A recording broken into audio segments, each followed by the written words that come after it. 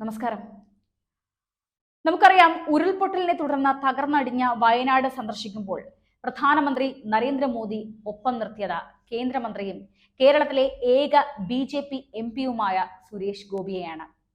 ഇന്ന് വാർത്തകളിലൊക്കെയും കണ്ടത് സുരേഷ് ഗോപി ഒപ്പമുള്ള പ്രധാനമന്ത്രിയെ തന്നെയാണ്. ഒരു നിഴൽ പോലെയാണ് അദ്ദേഹം പ്രധാനമന്ത്രിയുടെ ഒപ്പം നിന്ന് കാര്യങ്ങളൊക്കെയും ഏകോപിപ്പിച്ചുകൊണ്ട് കൂടെ നിന്ന് കാര്യങ്ങളൊക്കെയും പറഞ്ഞു കൊടുത്തത്. ഡൽഹിയിൽ നിന്നും ഇന്ന് വയനാടേക്ക് വിമാനത്തിൽ തിരിക്കുന്നത് മുതൽ അദ്ദേഹം നിഴൽ പോലെ തന്നെ പ്രധാനമന്ത്രിക്ക് ഒപ്പമുണ്ട്. മോദി ചൂരൽമല നടന്നു കാണുമ്പോൾ മുഖ്യമന്ത്രി പിണറായി വിജയനും ഗവർണർ ആരിഫ് മുഹമ്മദ് ഖാനും സുരേഷ് ഗോപിയും മാത്രമാണ് ഒപ്പമുണ്ടായിരുന്നത്. കേരളത്തിൽ കേന്ദ്ര നേതൃത്വം സുരേഷ് ഗോപിക്ക് നൽകുന്ന പ്രാധാന്യം എടുത്തെടുത്ത് കാണിക്കുകയാണ് ഈ ഒരു സാഹചര്യത്തിൽ. മോദിയുടെ വയനാട് സന്ദർശനത്തിലൂടെ ആ കാര്യം വ്യക്തമാകുന്നു. BJP-യുടെ അല്ലെങ്കിൽ കേരളത്തിന്റെ കേന്ദ്ര നേതൃത്വവുമായി സുരേഷ് ഗോപി എന്ന നടനെയല്ല, സുരേഷ് ഗോപി എന്ന തൃശൂരിന്റെ MP മാറിയിരിക്കുന്നു. സുരേഷ് ഗോപി എന്ന നടൻ BJP-യിൽ ചേർന്നത് മുതൽ കാര്യങ്ങൾ ചർച്ച നടത്തുന്നത് കേന്ദ്ര നേതൃത്വവുമായി നേരിട്ടായിരുന്നു. കേരള BJP നേതൃത്വം ഇത്തരം കാര്യങ്ങളിൽ അതൃപ്തിയിലായിരുന്നെങ്കിലും അമിത്ഷായുമായും പ്രധാനമന്ത്രിയുമായും നിലനിൽക്കുന്ന അടുത്ത ബന്ധം കാരണം ഇവർ നിശബ്ദത പാലിക്കുകയായിരുന്നു. ഒപ്പം സുരേഷ് ഗോപിക്ക് വേണ്ടി അവർ ഒത്തുചേർന്നു. സുരേഷ് ഗോപിയുടെ മകളുടെ വിവാഹത്തിന് മുഖ്യ കാർമ്മികത്വം വഹിക്കാൻ പ്രധാനമന്ത്രി ഗുരുവായൂരിൽ നേരിട്ട് എത്തിയതോടെ താരത്തിന് കേന്ദ്ര നേതൃത്വം നൽകുന്ന പ്രാധാന്യം പൂർണ്ണമായും വ്യക്തമായി. തൃശൂർ ലോക്സഭാ സീറ്റിൽ സുരേഷ് ഗോപി മത്സരിക്കുമ്പോൾ റോഡ് ഷോ വരെ മോദി നേരിട്ട് വന്നു നടത്തിയതും വലിയ ശ്രദ്ധേയമായ കാര്യമായിരുന്നു. ചിട്ടയായ പ്രവർത്തനങ്ങളിലൂടെ താരം തൃശൂരിന്റെ മനസ്സ് കീഴടക്കി കേരളത്തിലെ ആദ്യ BJP MP-യായി മാറിയപ്പോൾ കേന്ദ്ര നേതൃത്വത്തിന്റെ കണക്ക് കൂട്ടലിൽ പിഴവില്ലെന്ന് വ്യക്തമായി.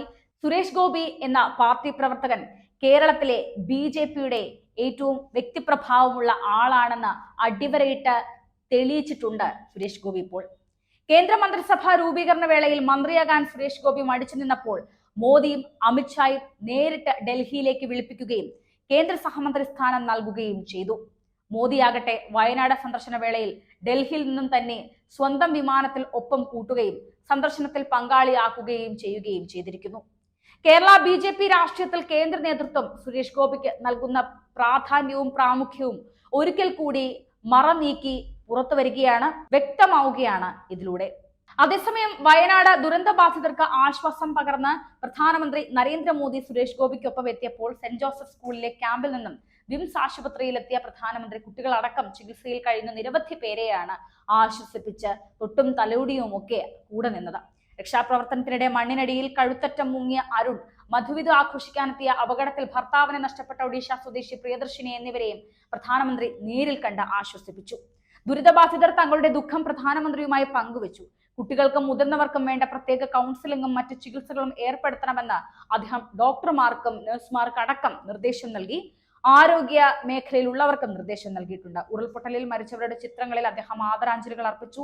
ദുരിതബാധിതർക്കൊപ്പം കൂടെ ഉണ്ടാകുമെന്ന് പ്രധാനമന്ത്രി ഇവരെയൊക്കെ കണ്ട ഉറപ്പ് നൽകുകയായിരുന്നു. സൈന്യം വെറും 16 മണിക്കൂർ കൊണ്ട് യാഥാർത്ഥ്യമാക്കിയ രക്ഷാപ്രവർത്തനത്തിൽ നിർണായകമായ ബെയിലി പാലത്തിലൂടെ നടന്നാണ് പ്രധാനമന്ത്രി സ്ഥിതിഗതികൾ വിലയിരുത്തിയത്.